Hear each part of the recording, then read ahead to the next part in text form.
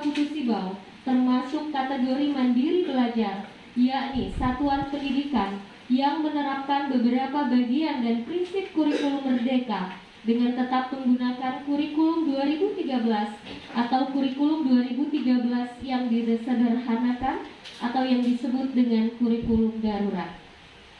Sehubungan dengan hal tersebut, diadakan kegiatan in-house training IHT dengan tema implementasi kurikulum merdeka bagi pendidik dan tenaga kependidikan tahun ajaran 2022-2023.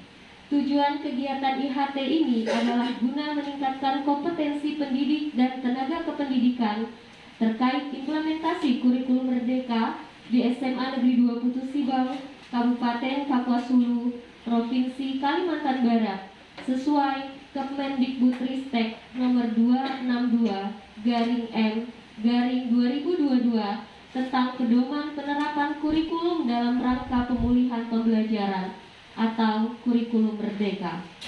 Oleh karena itu saya ucapkan terima kasih pula kepada panitia yang terlibat dan bekerja keras untuk melaksanakan kegiatan ini.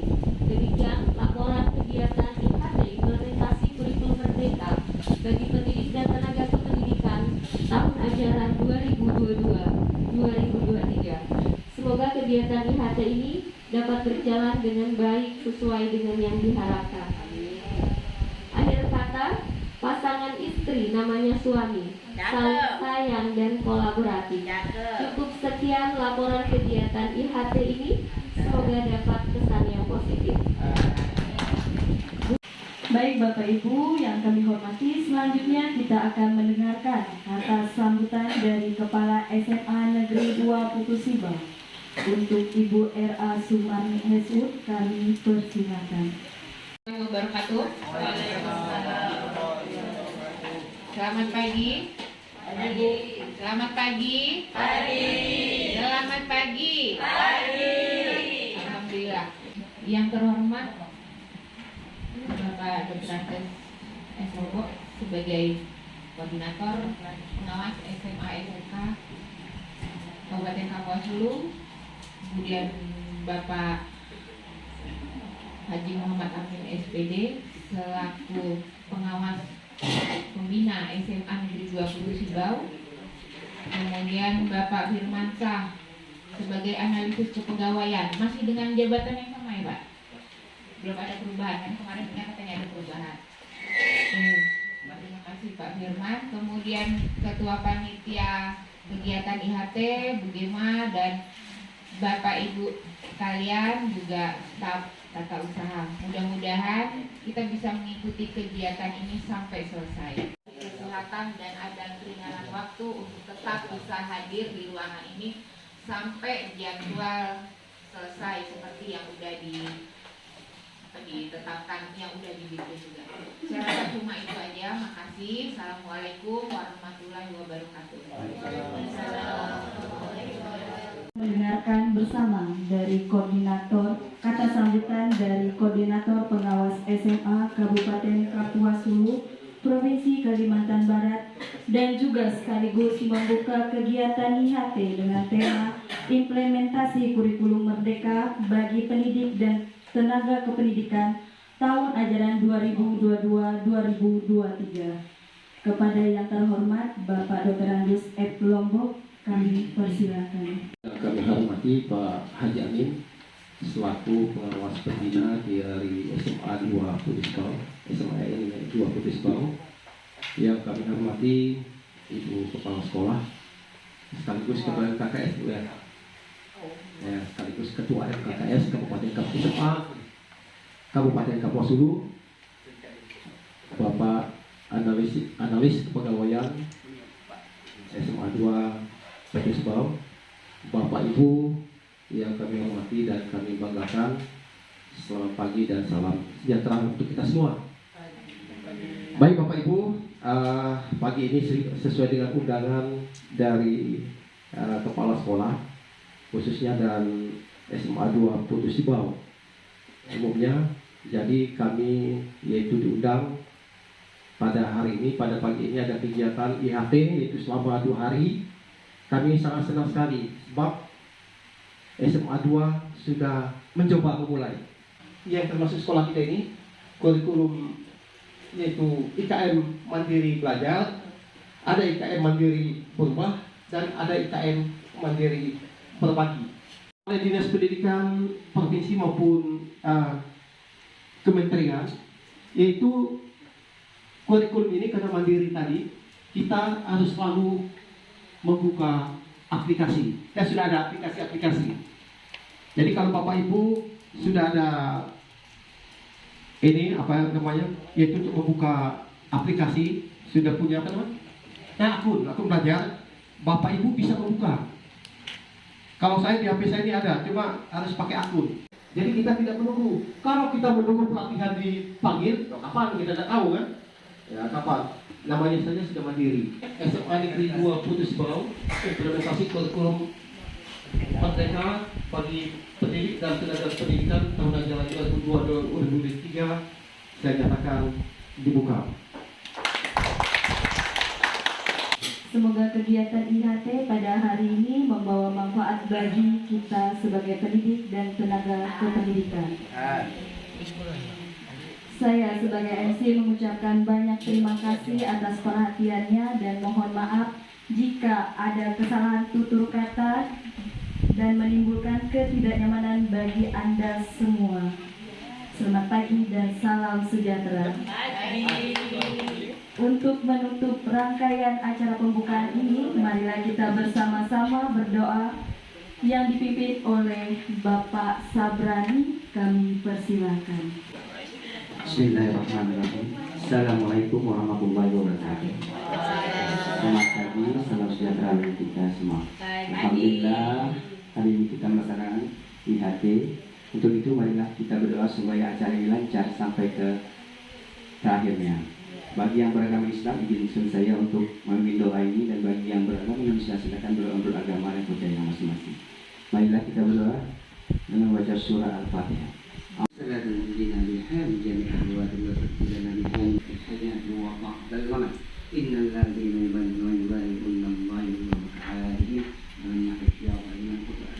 warahmatan indal maut wa maghfiratan ba'da maut. Allahumma hawwin alaina fi syafa'atil maut wan najata min al-maut.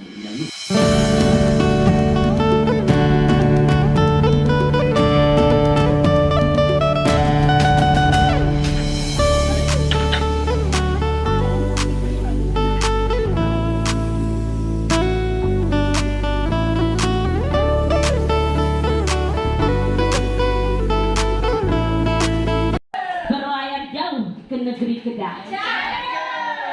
Jadi guru haruslah sabar. Kelak menjadi amal ibadah. Jika kita tak sanggup menahan lelahnya belajar, maka bersiap dengan perihnya kebodohan. Jika kita tak sanggup menahan perihnya perjuangan, maka bersiap akan datangnya kekalahan. Bukan pantun itu. Diharapkan kepada semua peserta IHT untuk memperhatikan, ya, memahami apa materi yang akan kita dapat selama IHT ini. Terima kasih atas kerjasamanya. Dipersilakan kepada Ibu narasumber. Saya akan memaparkan secara garis besarnya, nanti setelah itu baru kita mendetil mulai dari tentang pembelajaran, kemudian modul, asesmen, kemudian terkait dengan profil pelajar Pancasila. SMA 1 Batang Lupar Mandiri Berubah, SMK 1 Putus Bau Mandiri Belajar. Saya buka dengan dua sesi, satu sesi untuk dua pertanyaan.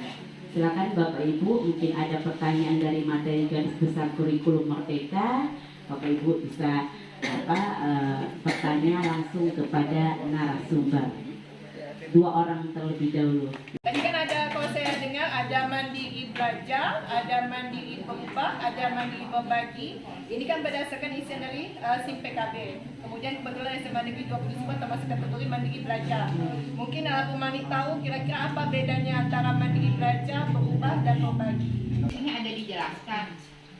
Bagi satuan pendidikan yang memilih menggunakan kurikulum Merdeka ada 3 pilihan kategori implementasi kurikulum Merdeka. Yang pertama, kategori mandiri belajar. Bagi sekolah yang memilih kata berdasarkan hasil dari survei dari pengisian itu ya, kemudian dapat ditentukan SMA Negeri 2 kurikulum mandiri belajar. Nah, sekolah yang dapat kategori mandiri belajar, sekolah tersebut menerapkan beberapa bagian. Nah, itu disepakati kan beberapa bagian dan prinsip kurikulum merdeka dengan tetap menggunakan kurikulum 2013 atau kurikulum 2013 yang disederhanakan atau kurikulum darurat seperti yang sekarang sedang dan akan kita lakukan. Ya, kita pakai kurikulum 2013 ya Miss ya. Nah, kita tetap pakai kurikulum 2013 tapi nanti ada beberapa bagian, mudah-mudahan akan di semester depan nanti kita ada beberapa perubahan terkait dengan profil merdeka. Tapi bagaimana? Masa transisi. Iya, karena kita lagi dalam tahap belajar. Kita tetap menggunakan kurikulum 2013 dengan struktur kurikulumnya yang ada di 2013. Kemudian itu yang kurikulum mandiri belajar. Kemudian yang kedua, kurikulum mandiri berubah. Yang mandiri berubah bagi satuan pendidikan yang melaksanakan kurikulum mandiri berubah mulai tahun ini, mulai tahun 2022-2023 ini akan menerapkan kurikulum merdeka. Menerapkan di sini mana satuan pendidikan mulai tahun ajaran 2022-2023 akan menerapkan kurikulum merdeka menggunakan perangkat ajar yang disediakan dalam PMM sesuai dengan jenjang satuan pendidikan, yaitu perangkat ajar untuk jenjang. Karena kita di SMA memulai kelas 10, hanya kelas 10.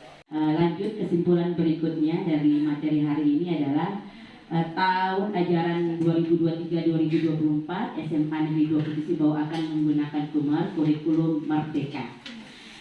Yang berikutnya adalah SMA 2 Provinsi Bau kategori IKN mandiri belajar ya. Jadi di sini kita masih menggunakan kurikulum K13.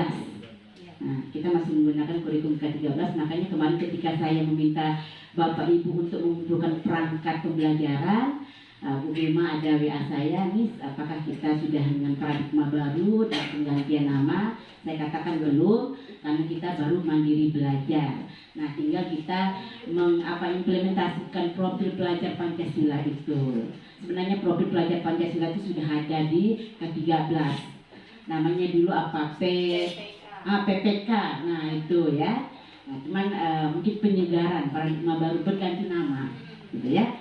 Oke, jadi sebenarnya tidak terlalu sulit nanti kita memahaminya karena apa? Sudah ada di kurikulum K13, cuman penyegaran saja ya paradigma baru. Berikutnya Bapak Ibu yang tidak mengikuti workshop IKN ya, itu bisa melihat atau mengakses atau memahami di platform Merdeka Mengajar ya atau komunitas belajar. Jadi jika ada instrumen yang mengatakan atau bertanya atau memberikan pertanyaan, apakah pernah mengikuti webinar atau seminar tentang IKN? Jangan dijawab tidak pernah ya Bapak Ibu ya. Nah, Bapak Ibu membuka PMN itu juga Bapak Ibu sudah mengikuti ya. Di situ banyak sekali penjelasan dari A sampai Z tentang kurikulum merdeka. Bahkan apa yang kami sampaikan, narasumber sampaikan di 2 hari ini itu semuanya ada di PMN, di platform Merdeka Mengajar ya. Tadi saya katakan mari kita mengupgrade diri ya, mengubah diri menjadi lebih baik lagi. Jadi perkembangan zaman itu luar biasa, kita juga harus bisa mengikuti kondisi yang ada. Nah, untuk komunitas belajar tadi juga disarankan kepada Ibu Kepala Ibu Ketua MKHS ya. Nah, jika ada kegiatan-kegiatan dari MGMP supaya untuk di situ diselipkan tentang kurikulum merdeka. Nah, karena kurikulum merdeka itu kan ada misalnya menekankan pada materi esensial. Bingung kan Bu, materi esensial itu materi apa? Ya, materi yang sangat dominan sekali yang akan kita gunakan di dalam kurikulum merdeka gitu. Kalau dulu di KTSP itu kan ada banyak KD ya. Jadi banyak KD, nanti KD ini diganti dengan TP, tujuan pembelajaran. Nah, dari sekian TP yang ada itu dipersempit lagi, diambil yang mana yang esensial, mana yang penting. Nah, itu silakan kita bicarakan di MGMP, komunitas belajar. Nah, kalau sudah dapat TP-TP-nya, nah berikutnya apa? Yuk kita sama-sama dengan komunitas belajar kita membuat entah itu modul ajar ya, entah apa materi pembelajaran, jadi begitu. Ya, kalau KTSP itu kurikulum 2013 itu kan kita mengejar, belum selesai materi aku nih, gitu kan? Kodenya belum selesai. Tapi kurikulum Merdeka ini kita tidak mengejar seperti itu, ya. Jadi prosesnya kita tidak terlalu mengejar hasil, tapi prosesnya. Ada penampilan di belakang. Pergi berkunjung ke rumah kerabat. Membawa kue aneka rasa. Gurus madu banyak yang hebat. Ciptakan generasi emas bangsa. Belajar Pancasila, beriman dan bertakwa pada Tuhan yang Esa dan berakhlak mulia, berkebinekaan global, gotong royong mandiri, kreatif dan bernalar kritis. Oke. Assalamualaikum warahmatullahi wabarakatuh. Nah, untuk materi yang selanjutnya Bapak Ibu, jadi ada revisi terkait dengan jadwal IHT. Jadi sebenarnya materi yang kedua itu terkait, tapi karena narasumbernya berhalangan hadir hari ini, jadi kita majukan untuk profil pelajar Pancasila. Nah, kebetulan sudah bersama dengan kita pada hari ini ada Bapak Dr. Andes F. Lombok yang akan membawakan materi yang mungkin Bapak Ibu masih bertanya-tanya, apa sih sebenarnya isi atau konten dari profil pelajar Pancasila. Sebelumnya saya bacakan dulu kurikulum vitae dari narasumber kita pada hari ini. Nama Dr. Andes F. Lombok, tempat tanggal lahir Putu Sibau 1 Maret 1967, alamat Jalan KS Tubun, Gang Taman Putu Sibau. Kemudian bertugas sebagai pengawas sekolah madya, unit kerja Dinas Pendidikan dan Kebudayaan Provinsi Kalimantan Barat, Pontianak. Dan kebetulan beliau juga sebagai koordinator pengawas SMA SMK Kabupaten Kapuas Hulu Provinsi Kalimantan Barat. Baik Bapak Ibu, sambil menunggu Bapak narasumber mempersiapkan materinya, kami akan menyampaikan tentang yaitu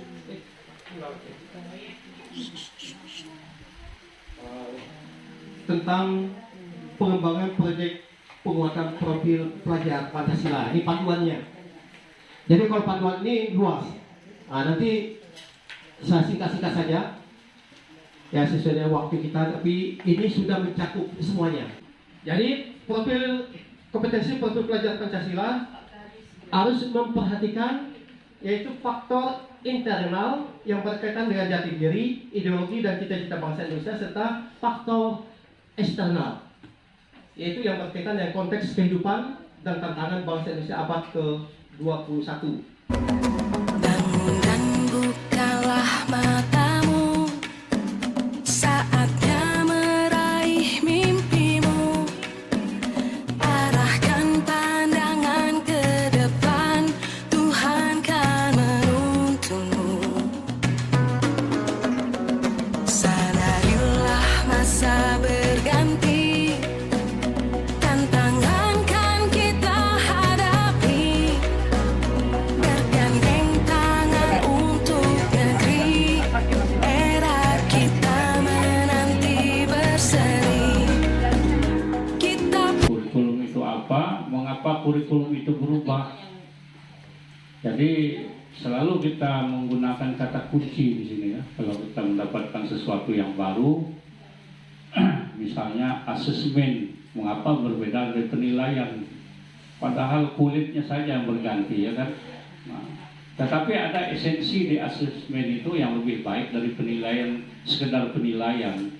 Seperti ANBK dengan UNBK, sama-sama menilai, tetapi ada perbedaan tujuan. Sama dengan kurikulum sekarang nih, kurikulum merdeka. Kurikulum itu apa, lalu kurikulum merdeka itu apa? Dengan kita tahu itu secara umum, maka kita mudah nanti masuk ke dalamnya. Karena setiap perubahan kurikulum itu pasti ada pesan di situ. Nah, ya kan, ada pesan. Kalau kita tidak menangkap pesannya nanti, terutama di arus bawah begitu yang masuk ke kelas, nanti tidak sampai ruhnya itu, perubahan yang diinginkan oleh Pak Nadiem ini. Saya mau tanya, kira-kira kriteria sekolah apa yang bisa menerapkan kurikulum Merdeka Belajar ini? Apakah SMA Negeri 2 sudah termasuk dalam kriteria tersebut? Gimana? Jadi yang mau melaksanakan kurikulum Merdeka Berbagi atau sekolah penggerak tadinya itu dibolehkan mendaftar lalu diujilah kesiapan sarananya, kemudian guru kepala sekolahnya dites, Bu ya, dites. Nah, kalau udah siap, terutama internet, karena ada guru yang melamar menjadi guru penggerak. Waktu dia melamar segala macam lancar tuh, masukkan profil segala sampai tes. Begitu pelaksanaan, rupanya dia menggunakan internet di kota, di tempat dia tidak ada. Nah, bermasalah.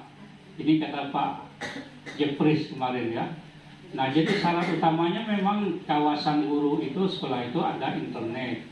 Yang kedua, kesiapan sarana prasarana pendukung. Nah, yang ketiga tes. Nah itu, jadi mengapa sekolah kita belum? Karena saya sering juga dialog dengan Bu Marni, biarlah kita melihat dulu, kata Bu Marni ya kan. Karena kalau frontal begitu, dengan COVID juga kemarin kan, jadi belum siap. Mudah-mudahan tahun depan nanti Juli berarti Bu ya, kalau diterima begitu. Dan saya juga mengucapkan selamat tinggal karena saya Juni sudah pensiun kan begitu. Apa isi Pak? Meletup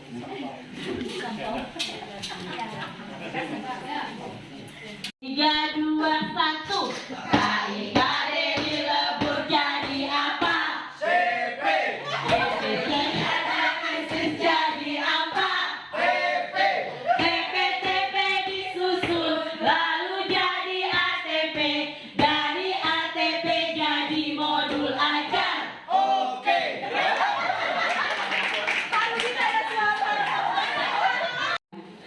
Standar penilaian. Masih ingat tidak Bapak Ibu, untuk standar penilaian itu acuannya apa? Masih ingat Bapak Ibu untuk standar penilaian? Ya. Permen. Permen apa? Bukan permen candy, bukan. Bukan permen Dikbud ya. Oke, ini harus diikuti dulu pause, kalau tidak dia. Ya. Bapak Ibu, sebenarnya ya sama saja untuk asesmen, cuman beda nama, penyegaran saja ya. Nah, yang mana kita sudah melaksanakan di kurikulum K13. Nah, di kurikulum mereka nanti hanya itu penyegaran atau perubahan nama saja. Nah, seperti KIKD itu kan sudah ada ya.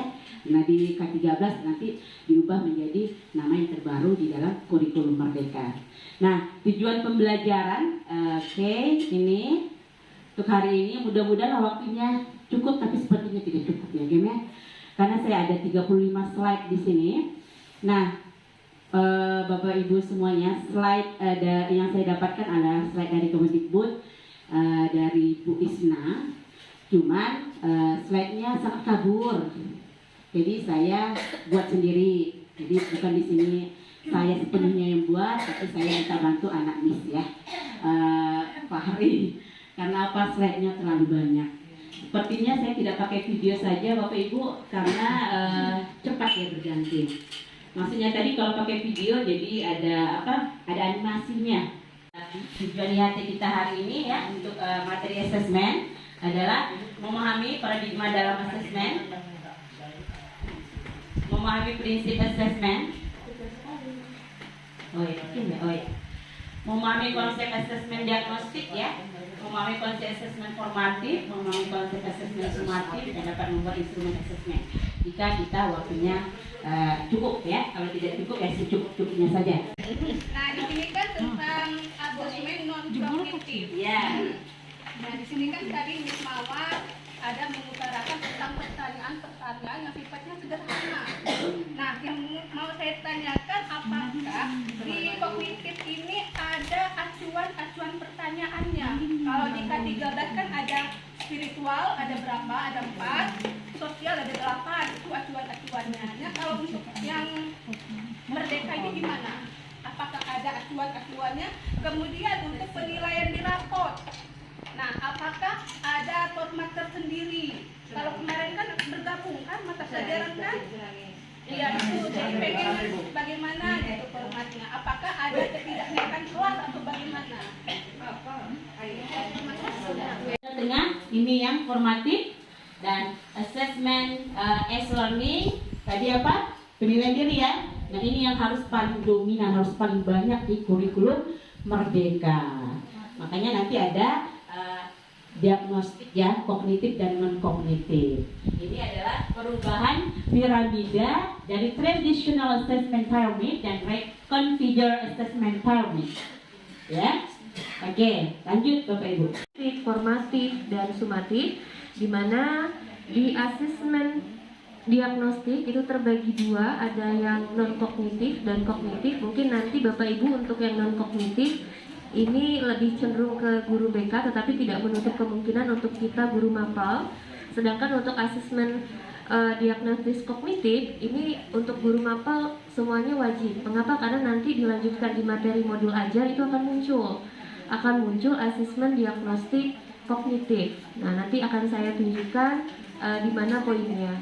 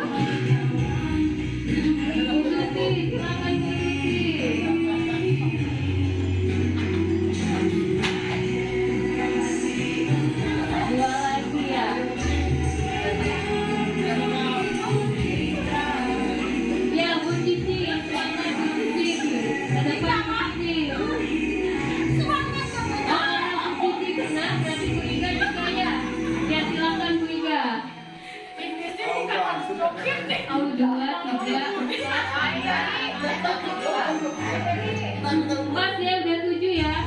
Oke, plus dulu untuk kita semua. Kita belajar Pancasila, kita bernafas dalam sila-silanya. Kita belajar Pancasila, ayo kita jaga untuk Indonesia. Selamat sore Bapak dan Ibu semuanya. Semangat pagi. Alhamdulillah. Nah, kira-kira bisa sebutkan nggak? Yang bisa nyebutkan nanti kasih hadiah. Ya. Apa saja tantangan yang Bapak Ibu hadapi pada saat melakukan proses penyusunan pembelajaran? Apa tantangannya? Pertama rasa Menjadi PR kita bersama lah nih, gimana caranya supaya kita bisa mengatasi kendala-kendala yang bisa kita hadapi, sehingga pada penyusunan yang nanti kita akan bisa membuat yang lebih baik lagi dan lebih kreatif lagi, seperti itu. Dari penyampaian saya itu ada yang menyinggung perasaan Bapak Ibu. Mohon dibukakan pintu maaf, mudah-mudahan dengan ilmu yang sedikit yang saya punya ini dapat menjadikan sarana wasilah saya untuk bisa mengalirkan pahala. Baik Bapak Ibu, demikian kegiatan kita pada hari pertama IHT Implementasi Kurikulum Merdeka bagi pendidik dan tenaga kependidikan tahun ajaran 2022-2023. Semoga besok kita dilimpahkan nikmat sehat sehingga kita semua bisa berkumpul untuk mengikuti kegiatan IHT kedua, mulai dari proyek profil, kemudian ada KWSP dan sekolah ramah anak, seperti itu. Akhir kata, assalamualaikum warahmatullahi wabarakatuh.